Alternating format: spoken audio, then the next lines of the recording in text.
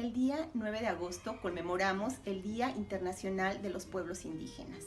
Soy María Consuelo Niembro Domínguez y me uno a la iniciativa de la Academia Veracruzana de las Lenguas Indígenas de reflexionar, de pensar lo que significan los pueblos alrededor del mundo.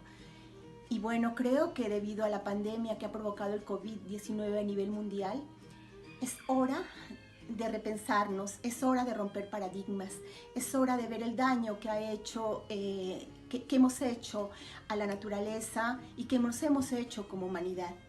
Y es en la cultura, en las culturas de los pueblos indígenas donde podemos encontrar respuesta a ello. De hecho, quiero resaltar dos aspectos fundamentales. Por ejemplo, el respeto que tienen los pueblos a la naturaleza, cómo se han sentido parte de ella, cómo no han lucrado con ella y la han cuidado y la han preservado. Ese es un elemento esencial. Y el otro, repensar en las organizaciones, en esas organizaciones comunitarias, en caminar como pueblos. Y nos hace falta en estos momentos pensarnos, repensar, dejar a un lado la individualidad y buscar caminar todos juntos, buscar caminar como pueblo para mirarnos desde otra perspectiva y pensar en el bien común, en el bien de todas y todas.